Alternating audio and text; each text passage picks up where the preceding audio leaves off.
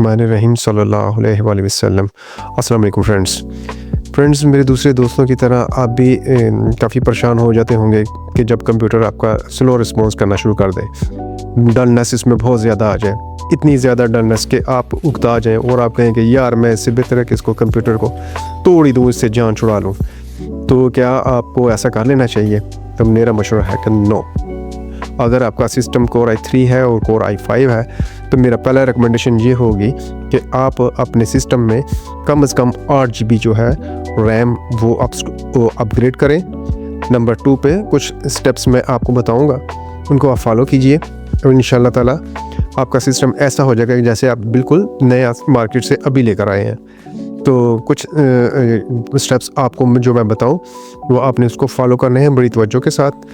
Number 3 ये है कि आपने अपने सिस्टम को के साथ एंटीवायरस जो है या विंडो डिफेंडर जो है वो आपने लाजमन उसको एक्टिवेट करना है। ठीक है, तो आइए सीखते हैं कि हमने वो स्टेप्स कौन कौन से हैं जिनको अगर हम फॉलो करेंगे तो हमारा सिस्टम बड़ा ज़बरदस्त और फंक्शनल करेगा, स्मूथली फंक्शन करेगा और बड़ा लाइट बिहेव करेगा।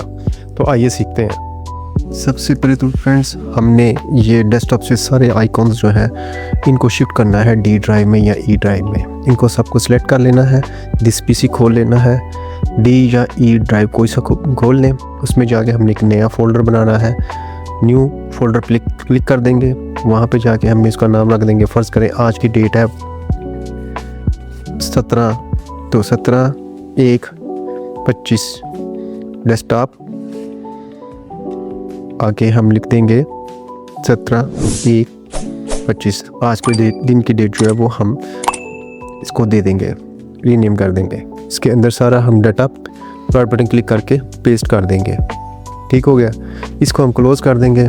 फिर ये देखें डेस्कटॉप को हमने कोशिश करनी है क्लीन और नीट रखना है, यहाँ पे कोई भी फालतू आइकॉन्स ना हो। फिर दिस पीस को दोबारा खोलेंगे, इसके हमने डॉक्यूमेंट्स में चले जाना है। डॉक्यूमेंट्स में जाके जो भी हमारे डाटा पड़ा हो, फाइल्स पड़ी हो, फोल्डर पड़ी हो, उसको कट कर लेना है सिलेक्ट ऑल करके या राइट बटन क्लिक करके। उसके बाद हमने उसी फोल्डर में वापस जाना है दिस पीसी में डी में, जहाँ पे हमने जाके वहाँ पे फोल्डर बनाया था डेस्कटॉप डाटा 17/1/2025। वहाँ पे जाके इसको ये देखें, इसको फोल्डर को हमने सेलेक्ट किया। यहाँ पे एक नया फोल्डर बना लेंगे, राइट बटन क्लिक करके न्यू फोल्डर, तो इसका नाम रख देंगे हम डॉक्यूमेंट्स। और आगे उसको क्लिक करके उसके ऊपर डबल क्लिक करके उसको खोल लेंगे, उसके अंदर पेस्ट कर देंगे। अब हमने डेस्कटॉप डाटा 17/1/25 के अंदर एक फ़ोल्डर बना लिया डॉक्यूमेंट्स का। हमें पता चल जाएगा कि हमें वो डाटा वहाँ से शिफ्ट करके इसको हमने डेस्कटॉप डाटा के अंदर रख लिया है डॉक्यूमेंट्स के नाम से। अब हमने कोशिश करनी है डॉक्यूमेंट्स से, डाउनलोड से, डेस्कटॉप से सारा डाटा शिफ्ट कर दें किसी ड्राइव में, डी या ई में। भी हमने डेस्कटॉप से और डॉक्यूमेंट से शिफ्ट किया है डाटा। अब हम जो डाउनलोड फोल्डर है कंप्यूटर का वहाँ से शिफ्ट करेंगे। ये अब डाउनलोड पे आ गए। डाउनलोड पे आके हमने यहाँ पे जितनी भी हमारा डाटा था उसको हमने सिलेक्ट ऑल कर लेना है। जो भी डाटा पड़ा हो डाउनलोड्स के अंदर, वीडियो हो, डॉक्यूमेंट्स हो, पिक्चर्स हो, इमेजेस हो, सबको सिलेक्ट कर लेना है। वापस डेस्कटॉप डाटा पे आ जाना है। वो यहाँ पे आके हमने एक नया फोल्डर बना लेना है और उसका नाम डाउनलोड के हवाले के हिसाब से डाउनलोड डाटा, और आगे जो करंट डेट थी वो हमने उसका मेंशन कर देंगे ताकि हमें याद आ जाए कि इस डेट को हमने वो डाटा यहाँ से शिफ्ट किया था। ठीक हो गया है, राइट बटन क्लिक करके वो पेस्ट कर दिया, वो डाटा भी सारा आ गया। अब हमने आके ये अपनी आदत बना ले कि रिफ्रेश की आदत डेस्कटॉप के ऊपर क्लिक करके करते रहें। और ये एम्प्टी रिसाइकल बिन को भी हमने सबको यहाँ से खाली कर देना है। ये देखें, राइट बटन क्लिक करके हमने एम्प्टी रिसाइकल बिन कर देनी है ताकि वो डेस्कटॉप के ऊपर, पीसी के ऊपर जो लोड है वो हमने कम से कम रखना है। इसके बाद हमने विन आर करके हमने बटन दबाना है और क्लीन MGR की जो है कमांड जो है वो हमने लगा देनी है। ठीक है, क्लीन MGR। ये हमने इसमें जो है स्पेस नहीं देनी, ये क्लीन और MGR को इकट्ठा लिखना है हमने।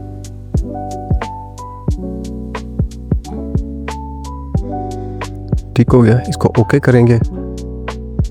इस C ड्राइव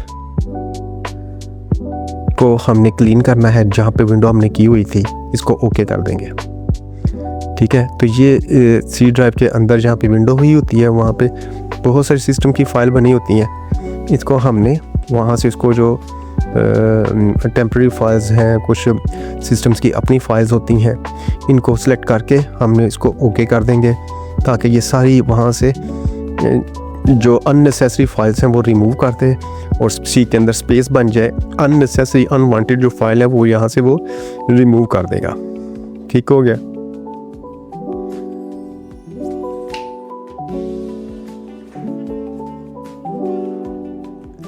अब ये इसको कैलकुलेटिंग कर रहा है तो इसको कितनी स्पेस जो है वो क्लीन कर रहे हैं।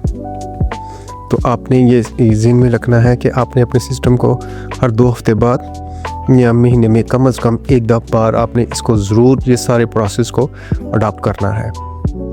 ठीक हो गया। और ये हमने डिलीट कर दी सारी, पहले उसने क्लीन की थी, अब उसने डिलीट कर दी हैं जो टेम्प्रेरी फाइल्स हैं। ये प्रोसेस आपने लाजमन करना है हफ्ते में WinR करके आपने दोबारा प्रीफेच की कमांड लगानी है। प्रीफेच में आ जाएंगे आप यहाँ पे आप आके सारी फाइल्स जो हैं इन सबको सेलेक्ट करके डिलीट का बटन दबा के सबको रिमूव कर देना है। ये सब फजूल सी फाइल्स हैं जो स्पेस घेरती रहती हैं C ड्राइव के अंदर और इसको सुस्त कर देती हैं सिस्टम को। और ये आपने कोशिश करना है कि ये सारी फाइल्स यहाँ से इनको रिमूव कर दिया जाए। फिर दोबारा WinR करके आपने विंडो में आ जाना है। स्टार टेम्प %, टेम्प और % करके एंटर कर देना है और ये आपको टेम्प्रेरी फाइल्स में ले आएगा। यहाँ पे आके आपने सबको शिफ्ट करके प्रेस करके आपने इसको सबको सेलेक्ट कर लेना है। Shift+Del बटन दबा देना है। ठीक है, सबको आपने सेलेक्ट करके डिलीट का बटन दबा दिया। ये सारी टेम्प्रेरी फाइल्स जो हैं वो डिलीट कर देगा।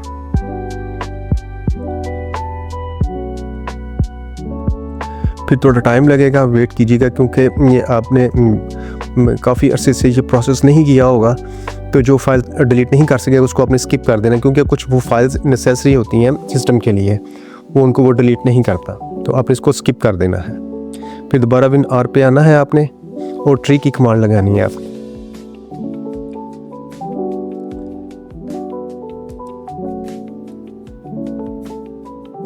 साथ ये रिफ्रेश भी इसको करते रहना आपने।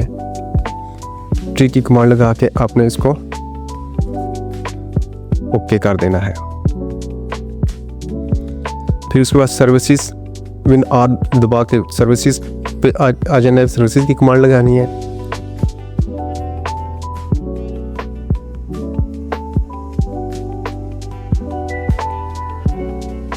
डेस्कटॉप पे रिफ्रेश आपने मामूल बना लेना कि आपने वो डेस्कटॉप पे राइट बटन क्लिक करके रिफ्रेश करते रहना साथ साथ। ठीक है, WinR या ये स्टार्ट बटन इस पर क्लिक करना है, तो उसके ऊपर आके आपने सर्विसेज लिख देना है या सर्विस, तो वो ऑटोमेटिकली आपको एक नई विंडो ओपन कर देगा।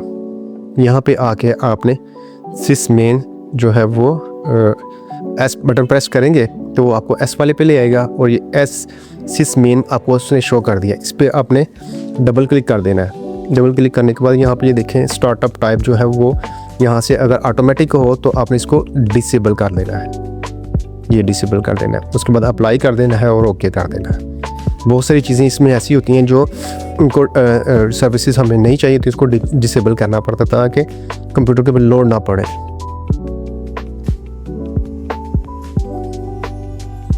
थोड़ा वेट करना है आपको, विंडो तो थोड़ा सा टाइम लेता है। बास बात आपने ये सिस्टम के अंदर आ जाना है, प्राइवेसी एंड सिक्योरिटी पे आ जाना है।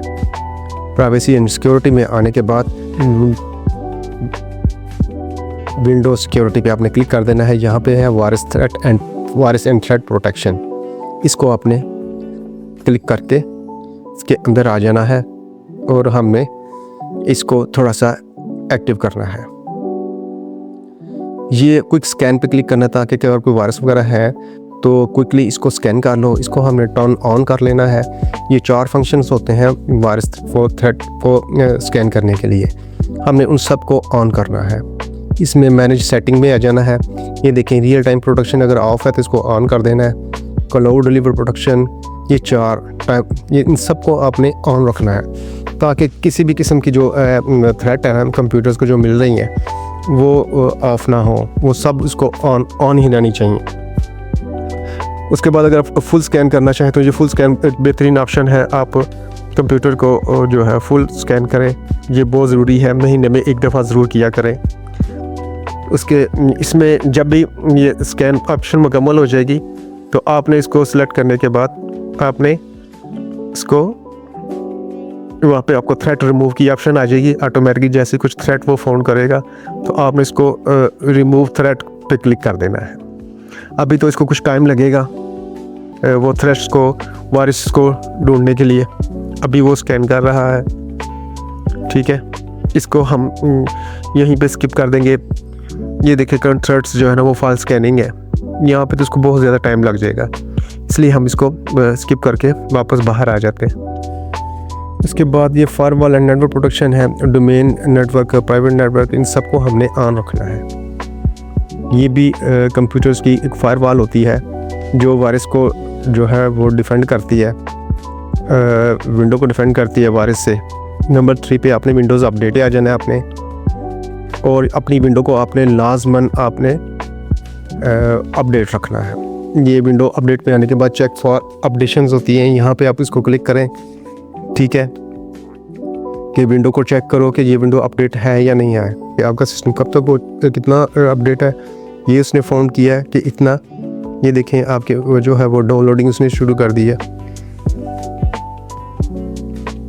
तो इसको डाउनलोडिंग पे पहले टाइम लगेगा, फिर इंस्टॉलिंग पे टाइम लगेगा, फिर जब आप रीस्टार्ट करेंगे फिर इसको वो इम्प्लीमेंट करने पे भी थोड़ा टाइम लगेगा। तो ये आपने महीने में एक दफ़ा ज़रूर इसको करना है, इस सारे प्रोसेस को जो मैंने आपको ब्रीफ कर रहा हूँ। Thank you for watching this video. If you enjoyed it, please hit the like button and the bell notification icon.